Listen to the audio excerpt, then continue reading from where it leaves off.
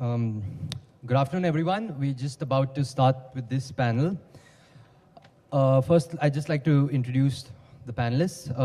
From my extreme right, Dr. R.K. Malhotra, who's the Director, Research and Development at the Indian Oil Corporation. Then we have Mr. Vinayak Marathe, who's the Senior Vice President, Technology Group at Reliance Industries. On my immediate left, Mr. KVSP Rao, who's the advisor and head of RDI at the Department of Scientific and Industrial Research at the Ministry of Science and Technology at the Government of India.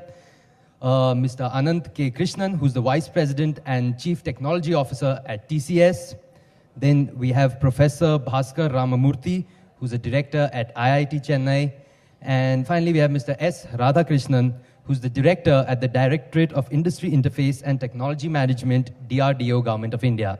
And my name is Sumit Lakhotia. I'm from CNBC TV 18. I'm the moderator. So let's start off without any preliminaries. It's always tough to do a panel, after lunch. And especially the lunch here was really delicious. So we will try our very best to be very informative and to keep you guys absorbed into what we are saying this afternoon.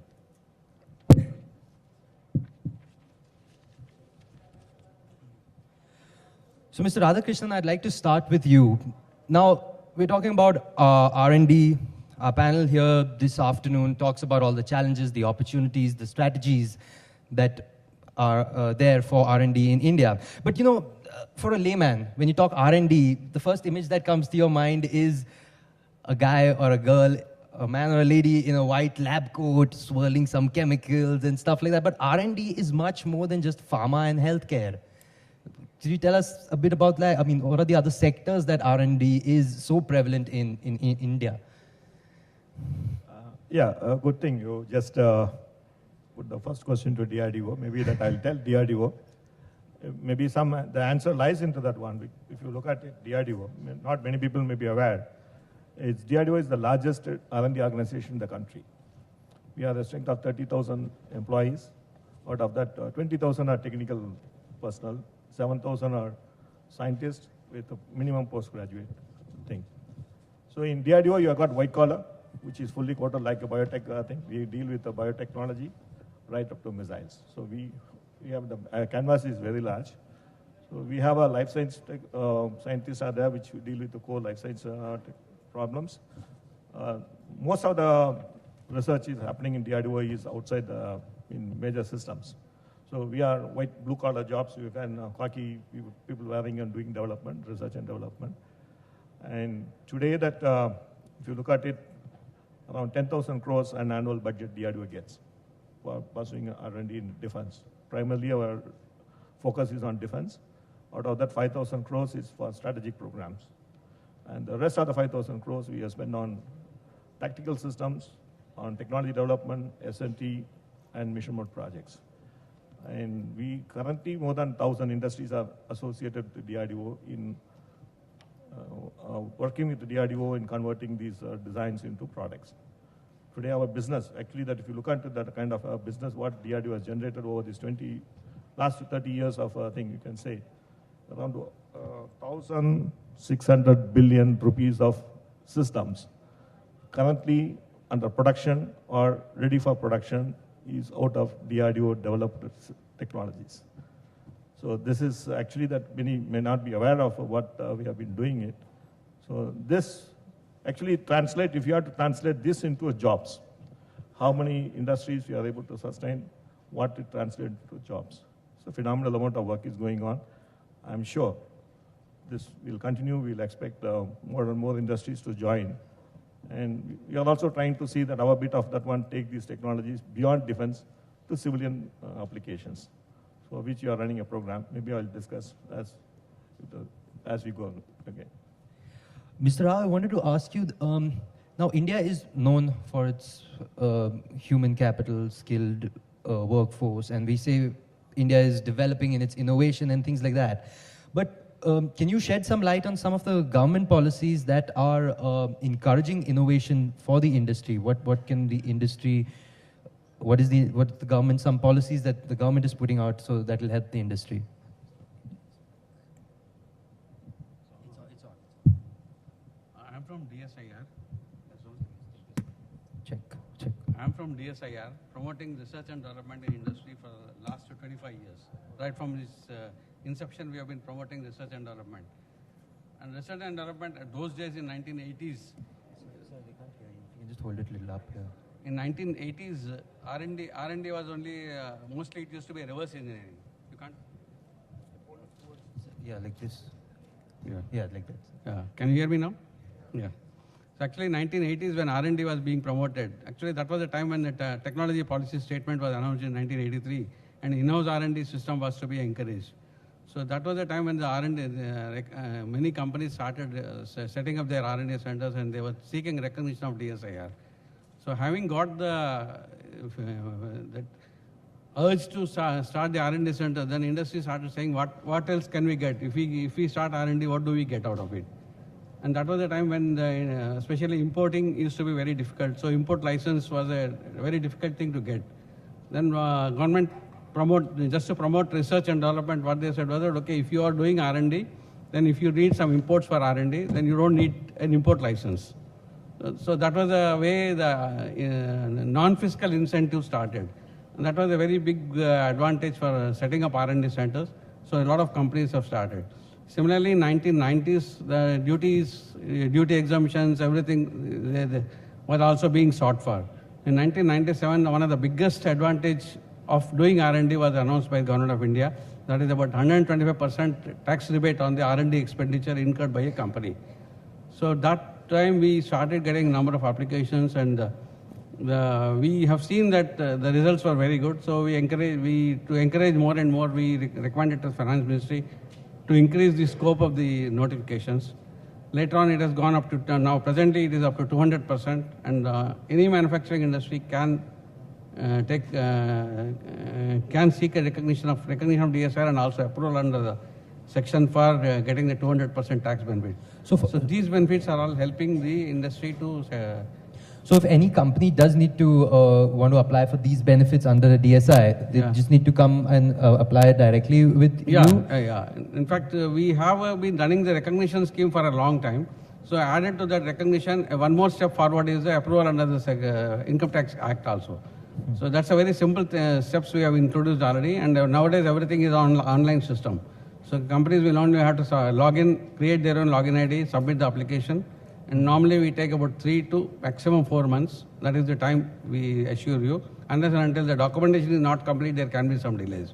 But if the documents are complete and we take a decision within 100 days, and after the recognition is done, then again they will have to enter into agreement with the DSIR for getting the tax benefit also. Only thing is there are some conditions like a company has to be engaged in manufacturing. That is, there are some service companies which also do R&D. So such companies are not eligible as on today, but still we don't know, Finance Ministry can always relax that. But presently, the system is that all companies which are engaged in manufacturing, and then they should have their own manufacturing facilities, not outsourced manufacturing. Right. So they should have the manufacturing. These are the conditions on which we are giving recognition, approvals. Mr. Anand Krishnan, I'm sure you would like to say something on that the service industries are not included on this, because TCS has been doing R&D for decades now. So we are DSIR recognized, so I don't know where the manufacturing clause fits us, but we have 11 corporate locations where we do R&D, and they have been recognized by DSIR and by the tax authorities since the 1990s. So it is, it is possible at a certain level. But the incentives from a tax exemption perspective, according to me, are the icing on the cake. You need the cake first. You need to have R&D before DSIR comes and recognizes you. Right? So it's not that you say, let me first get the DSIR recognition and then I will do R&D. No, you need to have a very proper, stringent setup. The checklist is very exhaustive. The teams which come in, not just the first time registration that you commit, but there is an ongoing process where you have to report and so on. So it's a fairly deep process, very well intentioned, and to us it is very advantageous, that's for sure. Right. Mr. Maratha, you had a comment on this? Just commenting what Mr. Rao said. We have in Reliance 7 different research centers which are DSIR recognized, and 2 of those 7 we recently got it. Only I just wanted to compliment Mr. Rao that process is very efficient now. The way we had seen the time taken for the recognition in the past and the way it happens today, it is a very, very efficient process, whether it is a recognition, whether it is that 3CK form application and getting 3CM certificate for the tax benefit. It happens quite fast. So we are very satisfied with the process today. Great. Dr. Malhotra, I'd like to come to you and just ask you a little bit. I mean, Indian Oil obviously has a fantastic research and development center, your department. Some of the challenges that you've been running an R&D center for quite a few years, some of the challenges that you see that, you know, people setting up R&D departments would be facing, and maybe your thoughts on how they can be overcome.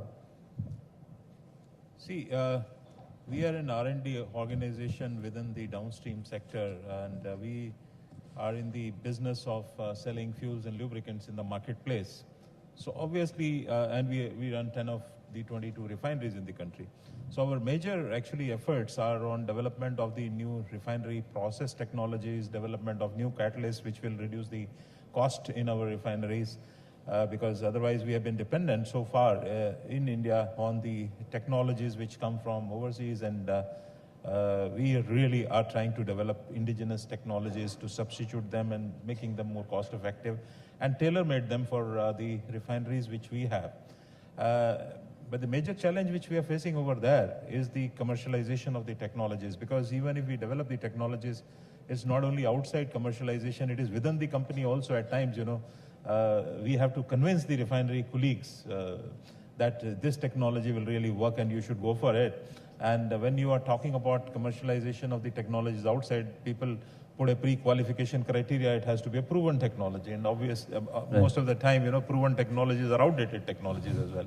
So that's a major issue we have to overcome, and we have been getting support. One of the example which I just would like to make is that we have recently developed a unique technology which reduces the hydrogen consumption for desulfurization of motor gasoline in the refinery. And we got the government support also. I must thank the government that they came to our rescue, that, okay, we'll support 75% of the cost, you know, from the Oil Industry Development Board to prove this unique technology for demonstration. It should be put up in one of the refineries, and if it works, you know, well, then obviously it will find its own place. So these are kind of challenges which we face. Okay, thank you. Professor Ramamurthy, I'd like to come to you about, well, Dr. Malhotra didn't mention it, but I've spoken to people, and another challenge is skilled labor workforce rather, and skilled workforce at that.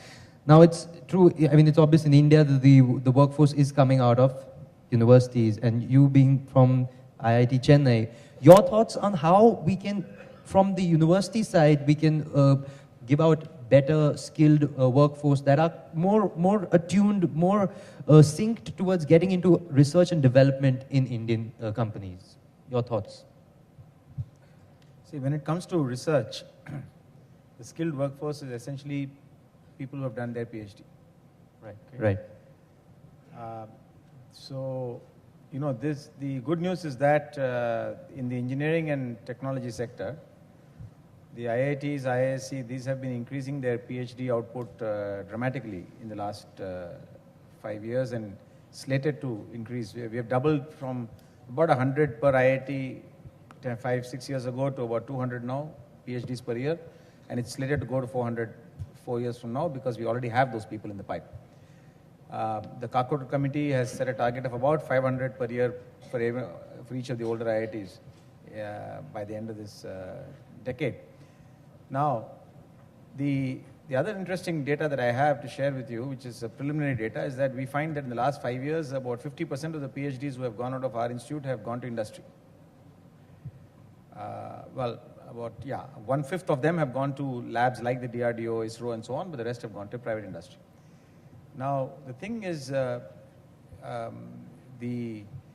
but I still believe that a lot of companies, particularly Indian companies, right, have to also, have to simultaneously increase their focus on R&D, particularly on IPR generation, okay, and we need to orient our PhD students also towards that kind of, they have to be exposed to what these companies can do, are doing, and so on. That requires for a fair amount of industry-academia collaboration. There was, sorry to interject, but earlier today morning, Dr. Shashi Tharoor was speaking here, and he spoke about an idea of maybe industry getting together with academia, with the universities, and saying, say, 3, 4, 5 students, some of the students, research students at the university would do research on a certain topic that would be of interest to that company, and then maybe that company can absorb them once they finish their studies. Is that something that you think should be done? These kind of schemes have been around for some time. Right. They are limited in scalability because if the companies have very good people, find it very difficult to release them for the 4 or 5 years. PhD is a very long process. And if they are not employees of the company already, then in some sense they are not tied to your company. You know. Right, right. However, what we have done, and this is the first of its kind in the country, is we have built the IIT Madras Research Park. Right. And the first phase, about 55 companies are there in the building, about 4,000 square feet. And these, the companies that are there have only their research divisions there, and they have their own employees.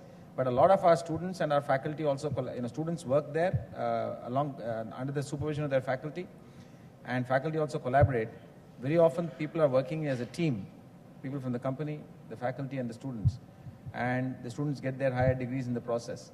So this is a model in which actually you can achieve what you're mentioning. This does call for some physical proximity, okay, but the gains are tremendous. In fact, TCS is one of the big occupants of the research park. Maybe he can also tell you from his side how it pans out. Yeah, I think the research park experience has been extremely good, and we are signing up for the second phase and so on. But just to go back on the skills issue, the IT industry is in some sense a victim of its own success. So about 5 years ago, the number of computer science PhDs in India graduating in a given year dropped alarmingly. It went down to 2 digits. Yeah. And so there's now a bit of a recovery process, and many of us in industry have come forward, and we actually sponsor and fund PhDs through company scholarships.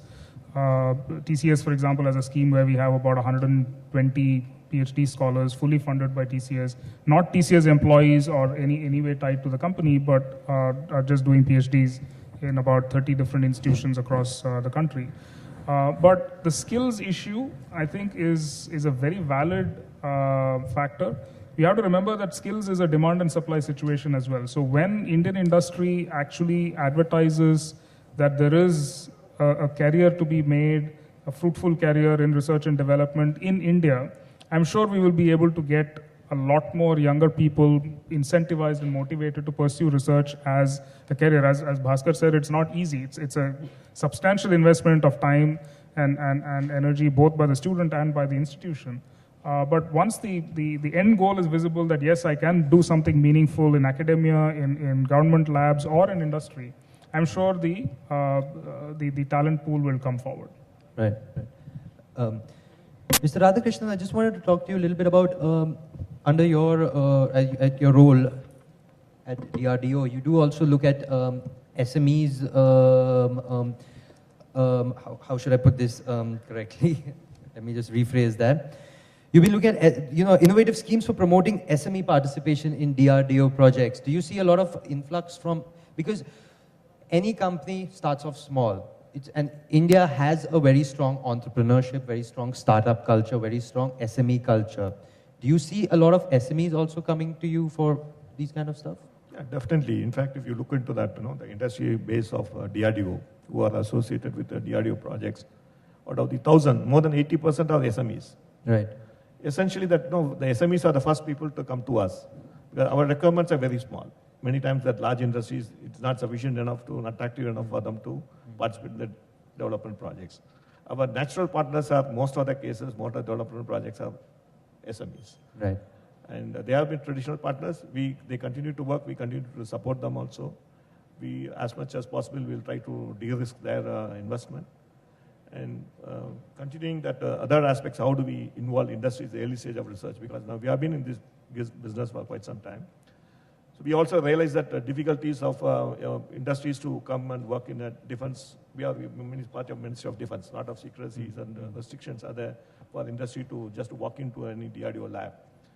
Having realized the problems faced by the industries to have a freewheeling kind of research, we take a conscious decision of moving ourselves out of DRDO, got into a IIT Research Park. One complete 30,000 square feet of area we have taken in IIT Research Park, wherein industry, early stage, the basic director research which we will be doing it on areas of specific interest to DRDO with the involvement of the faculty and the students. Students are the wonderful resource which we have to use it. The problems has to be cut into pieces where that a PhD student can do, a MS student can do, contribute, even a MTech student can do a project. So that the faculty will be able to define the problems so that you can get results which are essentially required for your project, but size to that kind of a student community which you can participate and then do an effective output in the duration what they can do. So these are the models which you are now trying to, we are already started working with IIT Research Park. We are there with them physically. Okay, great. And some of the benefits, in fact, the technology we have, one of the technology of DRDO has been taken by a US company. The international launch is happening on August 2nd. We are now going there for the launching of the product in US, Washington. Right, thank you. Mr. Marathi, I just want to, so we've spoken to the government, we've heard from R&D, people who do R&D, and we've also spoken to academia. You, as at Reliance Industries, are a consumer of R&D by way you consume IPs and things like that. So your thoughts on, you've been doing this for many years now, and how have things changed over the years? What do you think is the way ahead? How can we become stronger and stronger in this sector? Yeah, as you said, over past 25, 30 years, I'm associated with Reliance. There was no year when we were not in a project mode. So every one project is done, the another is overlap, and for 25 years we are continuously building up the projects. So we are essentially the IP buyer, but we are a very smart buyer. So whatever technologies we buy, and we are in a position to fast customize those technologies, where we squeeze every last drop of the technology, we debottleneck those, we operate it with a maximum optimization, and try to get the leverage whatever is available in that technology. So we are very good in that. Those are open innovation kind of thing. But now if you look for the future, where if you want to talk about the sustainability and a growth, we definitely have a plans to, and we are doing a lot of things into that area, from moving from IP buyer to IP creator. And as Mr. Malhotra said, the one biggest challenge here is the basic research which is done. How do you scale it up? And that is where application of that research to a commercial level, scaling up from bench scale to pilot and pilot to commercial, that is a big challenge. And that is where we are talking about all the skills.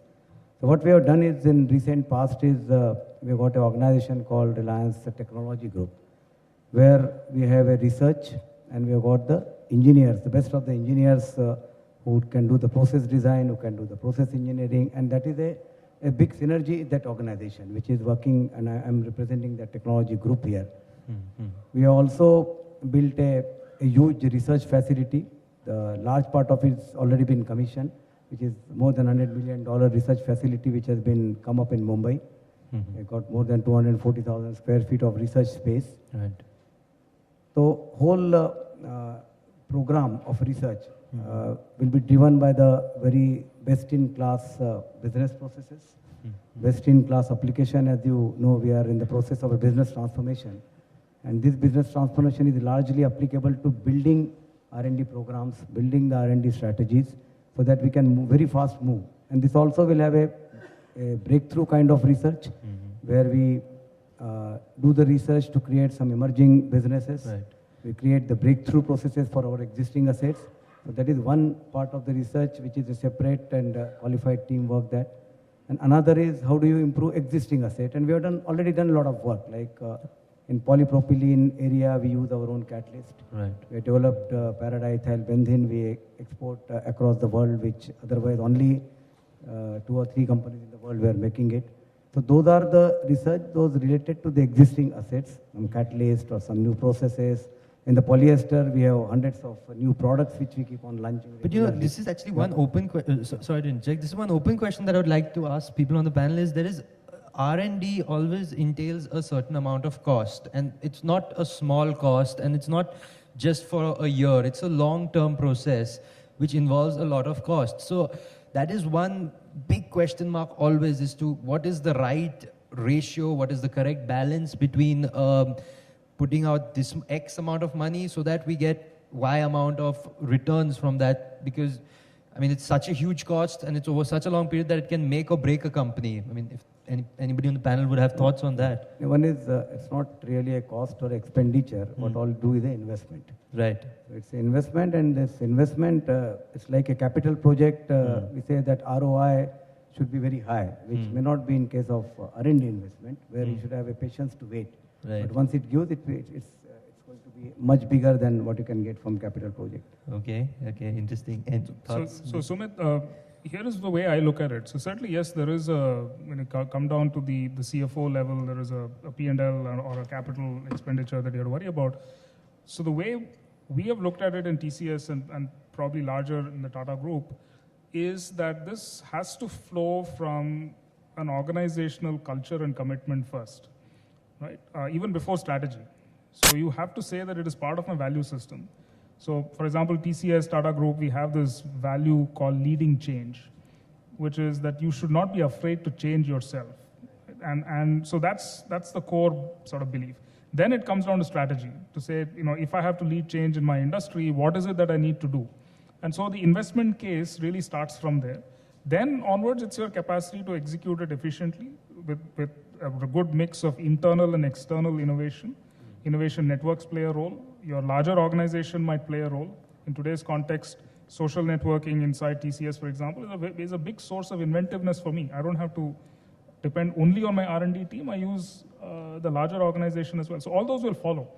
But when you present a big number to the board should be receptive in the first place. And that comes from your values and your strategy. Right, I see. Mr. Rao, I wanted to ask you about, well, it's said that in India, public spend on R&D is much more than private. But what are your thoughts on how can an optimum public-private partnership be developed in the R&D sector to kind of promote R&D, to boost R&D in India? Actually, in India, what we have been watching is that the public-funded R&D and the industry, the corporate industry, have not been aligning with the projects. Mostly, the public-funded R&D has been catering to their own way. They were developing their technologies, and the corporate was not able to accept the same thing. But after the liberalization, there have been a lot of collaborative projects with the R&D. In fact, DRDO and CSIR have been collaborating with a number of industries. But as just now, the previous question about the R&D expenditure, how it should be incurred. In fact, because I am in touch with at least 2,000 companies at any point of time in all over the country, from very large companies to small companies having a turnover of hardly 1 crore of rupees. But what we see is that if you talk about R&D has to be, there should be a risk involved. But most of the projects with the corporates take up today, there is hardly any risk. They are already developing a product which is known to somebody, or somebody has already developed it, and we are also doing the same thing in a different way. So but this we allow it as R&D. We have been allowing it as R&D because they are at least getting a hands-on experience how to do R&D. And at some point of time, some gems will come out of it, and they are starting an R&D which is really world-class, or maybe they will be coming out with a technology nobody has ever heard of.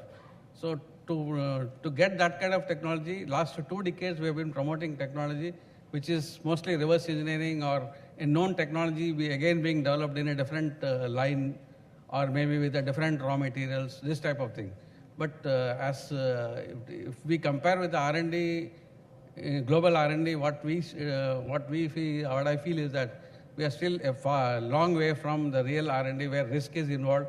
And if you are having a 10 R&D projects, maybe only 1 or 2 of them only will be successful. So that type of situation is still not there in India. I think we are still far away from that. Okay, thank you. Dr. Malhotra, I wanted to ask you about, again, your Indian Oil is one of the leaders in the oil and gas industry. But renewable energy sources is the buzzword. Everyone talks about oil is limited, it's a limited resource, and everyone's seeing the gas prices going up. Nobody's happy about that, but and renewable is the talk, solar, wind, and all of that, hydro. what's being done in that space, research-wise? Are we soon going to be able to say, no, I don't need diesel, I don't need petrol, I will run my car on solar, I will run my car on, I don't know, electricity, water? Sumit, as I said earlier, we are a downstream oil company selling fuels, lubricant, producing in our refineries. So core of our R&D activities are focused on lubricant formulation developments and also refinery process and catalyst developments. But during last few years, we have taken initiatives on the new technologies related to the alternative energy. If you see the center line of the Indian Oil's vision says that energy of India.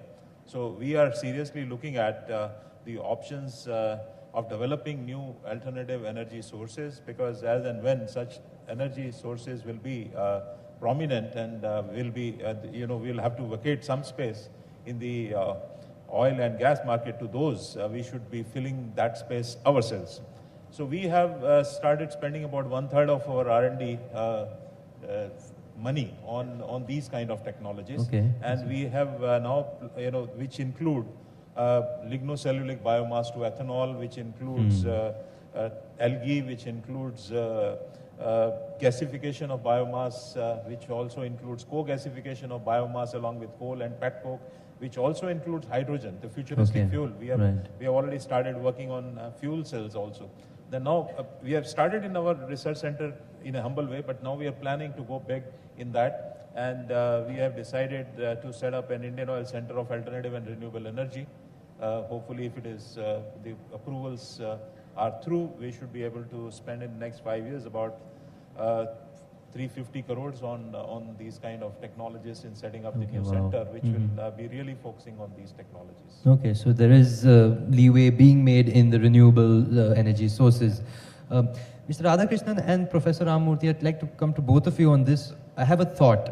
Please do tell me if I'm wrong in this or what.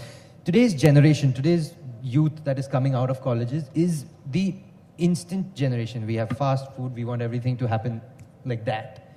Research and development, we all know, is 10, 12, 15-year gestation period. PhD itself, Professor Ramamurthy, like you also said, is 4 or 5 years. What are you seeing this trend in these young students that are coming out of colleges? Are they able to are they willing to give this time, or are they like, research development, 15 years, why should I put 15 years of my life to it? Even though I agree, it is path-breaking, it's going to change the life of the future, of future generations. But, I mean, your thoughts on that? Whether I'm right or wrong, I don't know. It takes all kinds to make up the world. So it takes 10 years to become reasonably good in some musical genre. It also takes a long time to get to a PhD. There are always some people who want to do that. Okay, but not everybody who is going to do or be involved in R&D, innovation, creating new value, new products, new IPR, not everybody is going to be a PhD with the research, who's doing the actual research. Right. You need a whole lot of other people. You need entrepreneurs, you need the people who actually have the vision, you need people who have the drive, the team building skills, the marketing skills, even conceptualizing, it's inventing. Inventing can be done by anybody, So I think some of these instant types, if they have the ability in them, I think they will. There is an increasing desire to become an entrepreneur. There's an increasing desire to take risk. There's an increasing desire to try what seems at that age to be crazy idea. So I think all of that is in the positive direction. And invariably, if they are on the right track and they need a PhD or two to actually do some of the detailing and work, they will hire them, and that's not a problem. Right. And sometimes the PhDs themselves will be entrepreneurial, but not always. Okay, so I think these two are not necessarily antagonistic. They're probably complementary. Okay, perfect. See, from the DRDO side, if you look at it, the attrition rate of DRDO is very almost more than 2%. The people who are joining DRDO now, they're returning it. They are staying back. For some time, initially there was, when the IT bubble was there was a problem of attritions were there. But now it has settled. We have less than 2% of the people actually leaving DRDO after joining there. It's fine. It's every organization, you should accept some amount of attrition. Sometimes attrition is also good, because you can take a fresh knowledge, fresh input also can come. How you look at it, it's also important, because generally government organizations has got a fixed number of, there is a capacity, there's a number of people you can take. Attrition helps in taking fresh blood. So it's both ways, it's fine. So our attrition rate from DRDO perspective is very well within the manageable limits. Mr. Rao, you had a comment? Yeah, while on this, I would like to add that this actually PhD scholar, a person who works on his own project and comes out with a thesis and gets a PhD, definitely he has got a very high level of intellect. So corporates are not able to use their intellect. Because they are not getting paid the way they should be paid. So that is why most of the PhDs again end up working for either CSR labs or DRDO labs. But the salaries in R&D, especially for PhDs, should be much higher, so that otherwise there is no incentive for going for a PhD. This is what I see, because that is the reason why most of the PhDs are not able to get paid very well here. Either they go to CSR labs for going for some research fellowship or going abroad. But the same thing, they are not getting absorbed. What I feel is that corporates, especially when they are not taking risk in taking up the projects, they can at least take the risk of recruiting the PhDs. And once a PhD or a few PhDs join, they are not going to while away their time. They will definitely use their knowledge and do something for the company. In the long run, it is going to be a big investment for the company. So this is how the corporate should look at. So that risk they can easily take. This is what I feel. See, I had a take on the culture thing, if I may just interject. So, yes, the current Gen X, Gen Y, and Gen whatever YZ, etc., is a fact, and we see it live in TCS. To give you a feel for the numbers, so out of the 280,000 people in the company, R&D, which is the core research group and part of my responsibility, is only 700 people. Right? Now, the extended innovation organization, which is doing the engineering on top of what comes out of R&D, is another 3,000-4,000 people. But the larger organization is my sounding board for ideas, for collaboration, for posing the right problems, saying, I wish I had this, and so on. And that is a very participatory culture which we have built on what we call creative dissatisfaction. So everybody has, like Professor said, it takes all kinds to make the world. So, if all 280,000 are PhDs, I don't know what we will do. Right. But, you need that mix of that. And on Professor Rao's point on incentives, yes. As an industry guy, I always look at this as a market force thing. So computer science PhDs are an outlier today. Today, there is a huge, war going on for PhDs in computer science. Right. And the numbers are out of the world in terms of you're a fresh PhD in computer science from an good Indian institution, you get what you want, right. literally. Right. Mr. Maratha, you had a comment? The major challenge, as we said, is the IITs and the premier graduate students. Very few of them, or almost negligible, they join the PhD programs in Indian universities or in the IITs. Those who want to get the higher education, they go abroad. And other people, they get into the job. In Reliance, we recruit more than 500 engineers from IITs and some other premier institute every year. And when I interact with them, okay, would you like to grow in your core field, or would you like to get into the research area? They're very enthusiastic about it. They say, then why don't you do the PhD in IITs, and then we come and recruit you after that. But that patience is not there. They just want to have a job first. And they said, now, if you are willing to sponsor us for PhD, we'll live with you for whatever time you want. If you want to be in the job, then you sponsor us for PhD wherever in India or foreign some university. And then we certainly want to grow in core field. So doing the job in a core field, yes, they want to do that. And we see a lot of changes now that the basic discipline engineer like chemical and mechanical, they really want to move into their core field.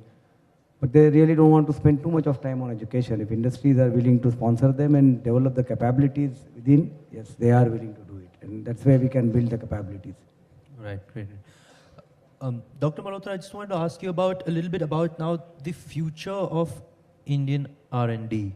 What's the way ahead? We are growing, I mean, on a macro view kind of thing, that we're becoming a more important player on the global front. The India R&D as such? Of course, over the years, we've had a lot of foreign companies coming in and setting up. What, from your viewpoint, what's the way ahead? How far ahead can we go? You see, India has the best of the talent pool and the large young population which is highly educated. And but the only thing is that we need to create interest amongst them to go for pure sciences or for PhDs in engineering disciplines, which is not happening to that extent, as Mr. Marathe also said, that many of them either go abroad for their PhDs, etc. So we need to create that kind of talent pool, which is interested in working and retaining with. But as far as we are concerned in Indian Oil, we have seen that most of our people stick on, a few of them have left.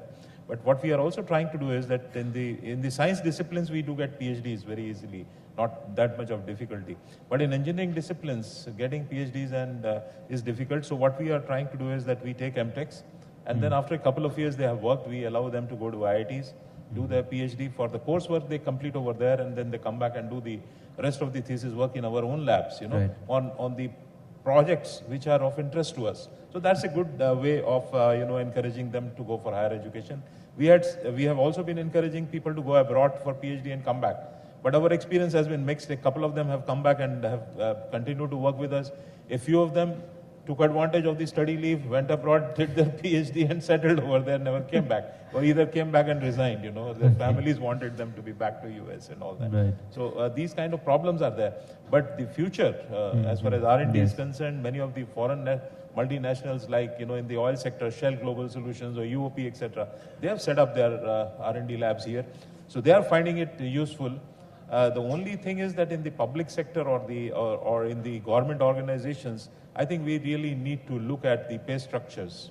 Otherwise, these foreign companies, many of the multinational companies are setting up their R&Ds and finding Indian innovative minds doing good developments, which is not happening in the government labs to that extent because of the differential pay structures.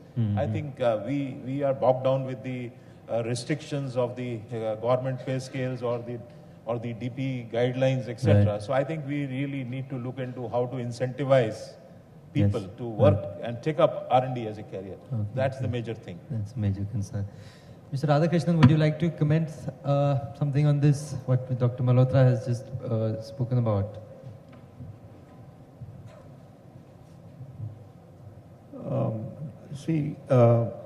Investment in R&D, even for you to, today you are talking about the Global R&D Summit, where one morning also that the panels are talking about that one collaborative R&D. Everything it may not be wise to do it in-house. Collaborative R&D is a way ahead of that one. Even for you to do collaborative R&D, you have to do in-house R&D. Unless otherwise you are in the cutting edge, you will not be able to talk to your partner on equal footing. Yes. So it's extremely important. Every organization should invest in R&D so that they have in the edge, so that they can talk to your counterpart in equal terms. That's what we are trying to do. Today, at DRDO, we are also taking up a number of projects on collaborative mode. We are able to talk to them as equal partners. Enhance the work content, enhance the IP content into that one, so that you have a control over this system and the total product as a whole. This would be a win-win for both. So ultimately, that we have to see that one, is it possible to come out with an innovative product in a shorter time frame, so that you can market the product. Research, just for the sake of research, is it's meaningless. Ultimately, we have to have an innovation, so that research is converted into a commercial product. It could be military, it could be civil. It's all the same. But we need to invest, every industry, federal government labs as well as the private sector, need to invest certain amount of money of their turnover, must put into their R&D, otherwise they will not be able to sustain their growth. Right. Just a couple more questions before we throw the floor open for questions. Just two more questions I have for the panelists before I'll get to you guys. Mr. Krishnan, I wanted to ask you about setting up, for a company to set up its in-house R&D center. So Radhakrishnan also spoke a little bit, touched upon it. Now TCS, of course, like we already discussed, has had an R&D center for a long time. But maybe people out here who are contemplating setting up an R&D center for their companies, or maybe who already have but are not getting the kind of results that they would like. Maybe your pointers on what they should be doing, what are some pitfalls that they should avoid, how they can avoid.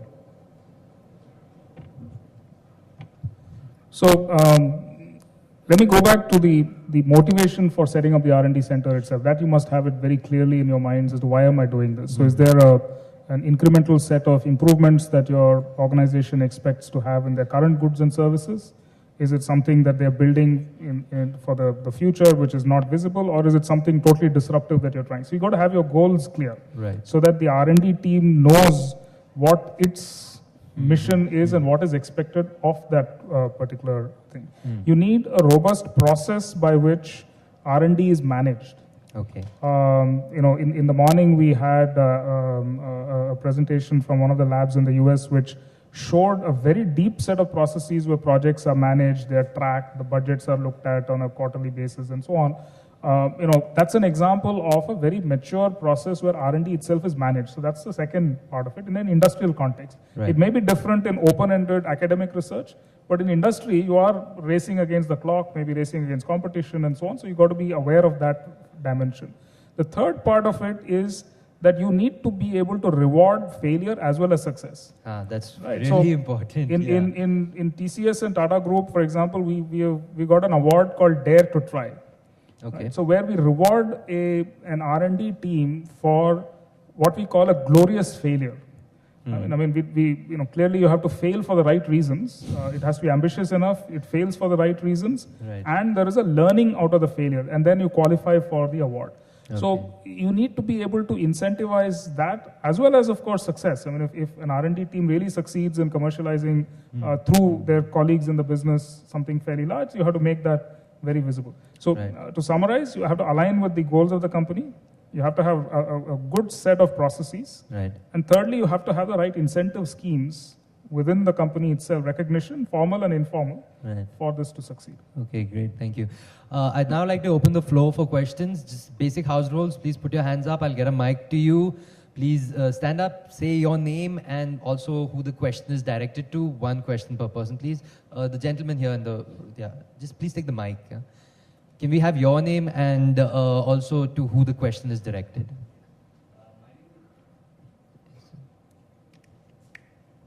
Hello. Yeah, I am Sandeep Daw. I am from a company called Wacker Chemi.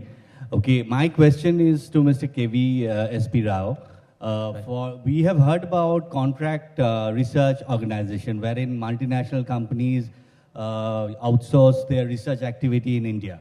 So whether that kind of a research activity, is there any scope to be identified as a R&D research organization in India and is eligible for any incentive? See, contract research organizations can seek recognition, DSR recognition. We have got a number of companies which are already doing research, contract research. Only thing is that they will not be eligible for some incentive like this tax benefit. Because in the tax benefit, there is a clear line in the act itself that the company has to be a manufacturing company. So if you are not manufacturing, you are just doing contract research for somebody and the commercialization is not in your hand, somebody else is manufacturing, then you will not be eligible for the tax benefit. But otherwise, yes, you can get recognition from DSR. So, but what is the advantage of getting recognized here? I mean, what is the, following advantage of getting recognized? Advantage is that you are recognized by Government of India, that is a big thing. Okay, as a stamp. Okay. Okay, another question. I'll come back to you because there are other people. I'll come back to you once if we have some time. Sorry. The gentleman there. Wow, yeah. He's just stood up. I'll just come back. I'll come to you after him. Sir, ko de dijiye. I am Rakesh Verma. I represent Tractors and Farm Equipment Limited. I'm the Vice President in R&D. What was being talked in the morning by Dr. Chidambaram Sorry, sir. Who's this question directed to? to Mr. Rao? Mr. Rao. Okay. This is regarding the pre-competitive research. There are certain areas which I feel not much work is going on, and the industry needs it badly. For instance, engines in particular. Everyone goes to AVL or Ricardo and plays through the nose and get it done. I haven't found any work going on in this country which industry can make use of. Can you be more specific about the thing? It is not very clear about the exact. Particularly the IC engines, Yeah. hydraulics, and certain amount of electronics connected with the automotive industry. These are the areas which we have to go scout for technology outside rather than finding within the country. So there are many ways in which R&D can be done. One is that a company, normally when it has got a line of business, in the same line of business they would like to do R&D because the results can be immediately commercialized. But there are some areas like nowadays electronics is there in almost every product today. And you can't be having an electronics R&D for that. In such cases, it has to be outsourced. When you are outsourcing, then that you will not be able to get any tax benefit. But there are certain things like if you are outsourcing on an R&D institution, which is a government-funded institution like IIT or any university or even CSR laboratory, you can still get a tax benefit at the rate of 200%. No, that So you don't need to do R&D for all the projects. No. So what you said for benefit, I agree, that is available. But I'll give the examples of how it works in Germany. You have hardware guys who do the electronics. You have the software guys who do the electronics. And the combined thing is what you benefit from. So there are models available which I feel we could look at it. Anyway, thank you. Okay, thank you so much. The R&D system in India has been evolved. So maybe some of these models, once they come, they may be integrated with the existing system. But in India, actually, the corporates, when they talk about R&D, R is very less, D is more. In fact, we see most of the development. That's why you don't require a very highly qualified people. They are able to manage without a highly qualified people because development doesn't require much of intellect there. But once you invest more on R component, because R component is mostly there in institutions. So either you collaborate with them or take the PhDs from there. So we'll get to it. Thank you. So your question. Yeah. My name is Narinkar Saxena, Senior Director of FICCI. My question is to moderator, to you. Oh, to me. Okay. Yeah. And the respected institutions, IIT, DRDO, and other public bodies, that, India after this 65 years of independence too, we are still, our education institutions are struggling to monetize their research as compared to Western world.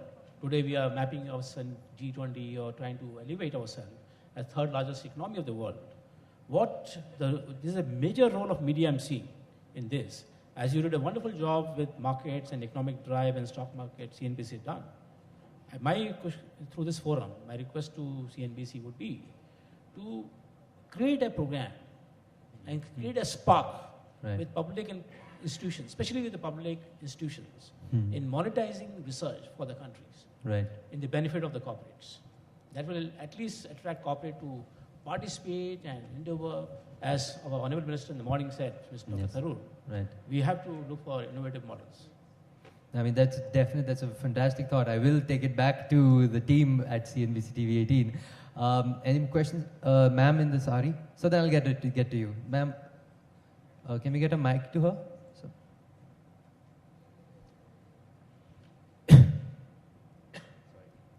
I'm Dr. Jayanti from Academic Institution, Government College of Technology, Coimbatore. My question is to R.K. Malhotra. So actually we have submitted one proposal and we have got the approval from NPIU for TechUp Phase 2 for Center of Excellence for Environment Studies. Actually our research area is same from you. Actually, see, without looking at what you are doing and without doing the due diligence, I will not be able to make any commitment here. But certainly, I can assure you that if there are meaningful projects being done by any of the academic institutes, we do partner with them. We have several partnership programs. Normally, you neglect the government institutions. Pardon? You must encourage our government colleges. No, you are wrong here. We have been partnering with a private university. We are in a Tier 1 institute. We have tied up with private institutes also, provided they have meaningful projects. And there are several examples which are available with us. Great. Thank you, ma'am. Ma'am, if you could pass the mic to the gentleman there. Just last couple of questions. Professor Ramachandran, Vice Chancellor, Periyar Maniamma University, Tanjavur, Tamil Nadu. First of all, let us compliment the FICCI for having organized such a very wonderful summit to connect all over the world. Number two is almost IIT sitting, Indian Oil Corporation sitting, DSI are there, DRDO is there, Reliance, TCS. My question to all, create a win-win. There are millions of engineering graduates passing out from various colleges and universities. Lakh and odd teachers are there in the entire country, but many they are lagging due to very many reasons because they are holding MTech degrees. Now I am told hiring science PhDs are easy. Hiring engineering degrees, PhDs are very tough.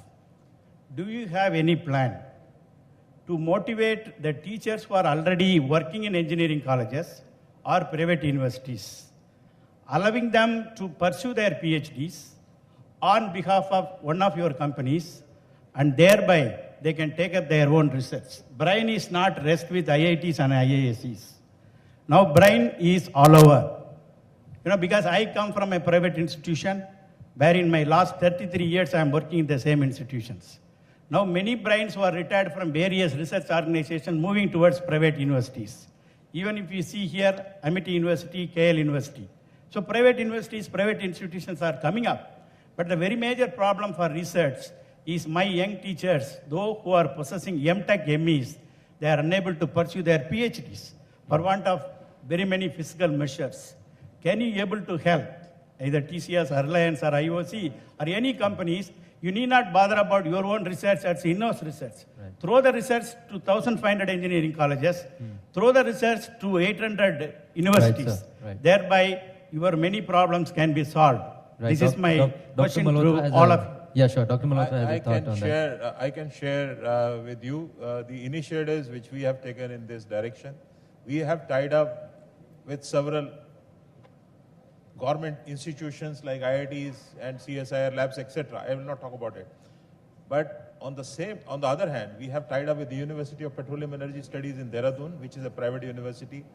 We have tied up with TERI, which is a private university. We have tied up with Deccan University in Australia, and we have arrangements with them to have exchange programs where students can do the academic part over there, have one guide over there, one guide at our place, and do PhDs. And complete their, PhD work in our labs also, if they so wish, in both the labs. And we give 20% more, fellowship as given by UGC, and they are called IOC fellows. So these kind of schemes are there. And as far as the teachers are concerned, we are also encouraging those private university teachers also, if they want to come and spend some time with us, we allow that also. And if they want to, spend 3 months, 4 months, they are most welcome. And if they want to pursue PhD under the guidance of one of our scientists, they are again most welcome. Okay, great. Provided they have meaningful ideas and meaningful projects That's to be most pursued. Important. That's all. Great. I'm sorry, I'm just going to have to end the Q&A session now because we're really running out of time. We have a next session lined up, which is also another interesting session. Just if any of the panelists have any closing comments, Okay, I guess that's it. Thank you so much, ladies and gentlemen, for being here this afternoon. Thank you so much. Thank you.